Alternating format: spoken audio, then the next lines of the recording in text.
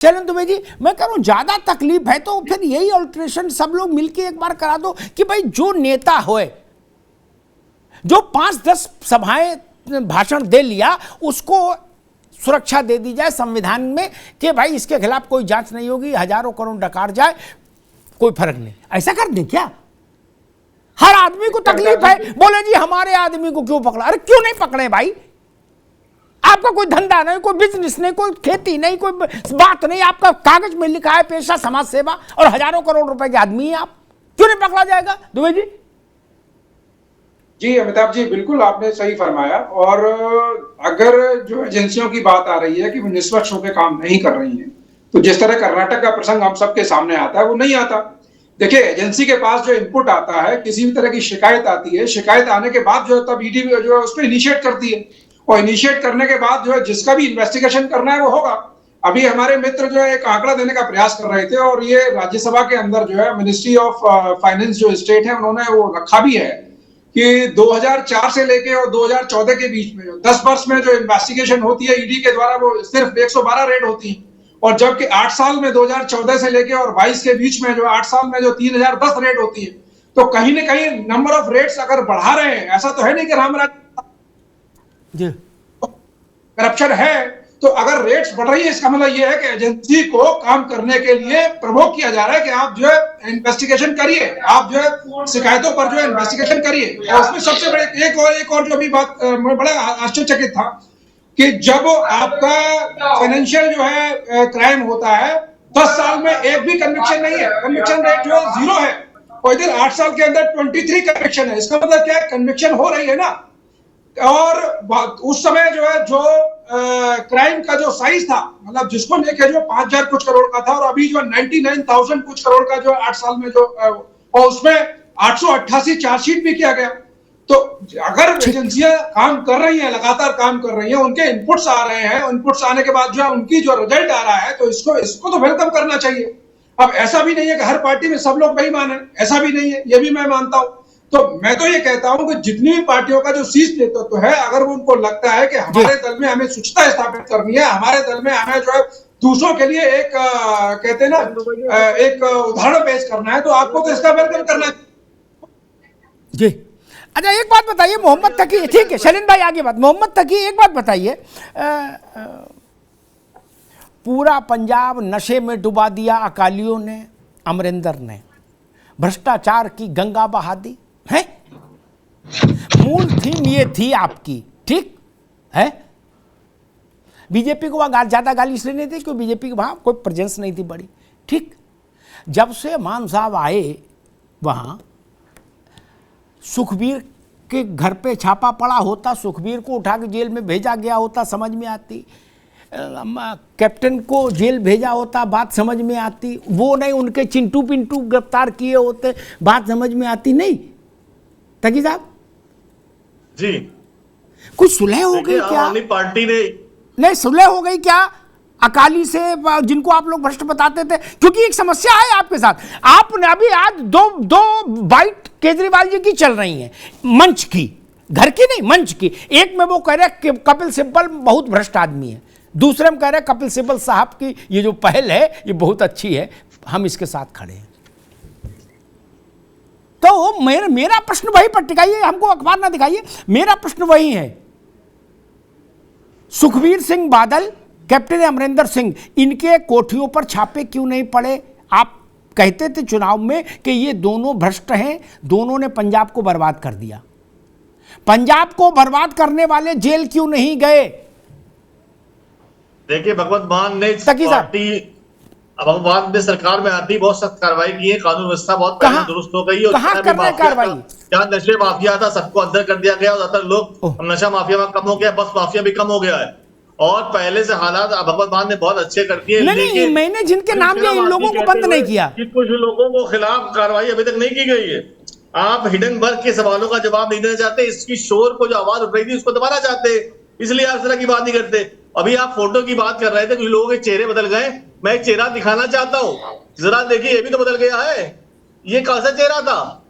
कुछ लोगों को ऐसे पहचानिए। और मुझे मेरे वहां फोटो प्रधानमंत्री जी की भी है, जो हाफ पैंट में खड़े हुए आरएसएस के एक पर्दे के आगे भाषण दे रहे थे, अब ये दिखाता है कि आप मानसिक तौर पर विक्षिप्त हो चुके हैं। प्रधानमंत्री लगातार अपने ड्रेस बदलते रहते हैं, मानसिक तौर जो पर प्रधानमंत्री विक्षिप्त हो लगातार चुके हैं, अपनी आपकी भाषा बुद्धि बदलते काम नहीं रहते हैं, कर रही। बातें करते रहते हैं। वो प्रधानमंत्री कैसे जिस सम्मोहन विद्या से केजरीवाल जी ने आपको सम्मोहित किया हुआ इच्छा के होगा, विरुद्ध भारतीय जनता आप उस पार्टी सम्मोहन से कितनी बाहर है, आइए। ये इस प्रकार से साफ दिखता गड़बड़ाए है। हुए व्यक्ति मनीष सिसोदिया के खिलाफ ऐसे कार्रवाई हो रही है कि उन्होंने अच्छी शिक्षा के लिए काम किया, और भारतीय जनता पार्टी अच्छी शिक्षा के लिए कभी काम करना ही नहीं नहीं नहीं, वो तो शराब का मसला है, शिक्षा पे तो जेल नहीं भेजा। जो प्रधानमंत्री सवालों को गालियां समझता हो, जो कह रहा मुझे लोग गालियां देते हुए लोग सवाल करते हैं, जिस प्रधानमंत्री ने भी प्रेस कॉन्फ्रेंस नहीं करी हो, उस प्रधानमंत्री ठीक है, कैसे भ्रष्टाचार कम करेगा? रुकना होगा, एक मिनट मोहम्मद तकी, अभी रुकना होगा। एक चीज नहीं, अभी मैं त्रिपाठी जी के पास आऊंगा, अभी सबकी आवाज रोक दीजिए, अभी सबकी आवाज रोक दीजिए। त्रिपाठी त्रिपाठी जी के पास आऊंगा। ए भाई, मैंने पहले भी कहा था मनीष सिसोदिया वाली बहस में, शिक्षा का इससे कोई लेना देना नहीं, ना शिक्षा का एफआईआर में जिक्र है, ना किसी स्कूल में छापा पड़ा, ना किसी की कागज कलम जब्त हुआ बस्ता।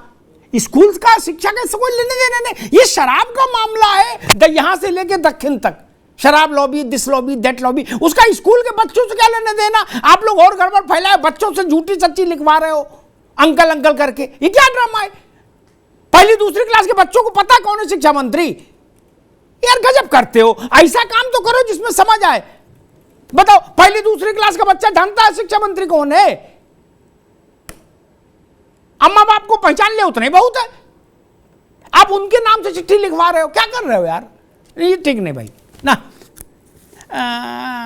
ये चिट्ठी का जज को दोगे जाके, क्या करोगे बताओ? मान लो लिखवा भी लो तो उससे कोई लाभ है ना? त्रिपाठी जी, हर दल ये चाहता है कि भैया एक ऐसी छतरी बना दो जिसके नीचे सब नेता खड़े हो जाएं, सब दल खड़े हो जाएं और अपनी तिजोरी आराम से रख सके, कहीं कोई जांच पड़ताल का लफड़ा नहीं आए, ऐसा मुझे लग रहा है। इसीलिए ये आक्रोश मुझे दिखाई दे रहा है पूरब से पश्चिम, उत्तर से दक्षिण तक, नहीं और तो कोई कारण नहीं। अमिताभ जी, दिल्ली में मैंने देखा था केजरीवाल का बयान, केजरीवाल का धरना प्रदर्शन, और उन्होंने कहा था आते ही शीला दीक्षित को मैं अंदर कर दूंगा। उस समय तत्कालीन मुख्यमंत्री थी, और जिसने अगर देखा जाए तो जितना काम शीला दीक्षित ने किया दिल्ली में, शायद ही कोई मुख्यमंत्री करे, क्योंकि मैं उस दल से नहीं हूं। और जहां तक सवाल है आपके सारे बड़े बड़े नेताओं को अंदर जाने का, तो ये तो देखिए झूठ पे आए थे, और झूठ के कारण ही इनके दो लेफ्ट और राइट दोनों अंदर चले गए, और दोनों के खिलाफ बहुत ही सबूत है। सत्येंद्र जैन के खिलाफ तो इतने सबूत हैं कि लगभग 200 बार हाई कोर्ट और सुप्रीम कोर्ट जा चुके हैं, लेकिन रिलीफ कहीं नहीं। जहां तक सवाल है इन संस्थाओं पे उठाने का सवाल, मैं एक सवाल आपको इसको बेल आउट करने के माध्यम से कहना चाहता हूं, स्टेट के मुख्यमंत्रियों को भी चाहिए कि जब वो सत्ता में आते हैं तो उनके खिलाफ कार्रवाई करें।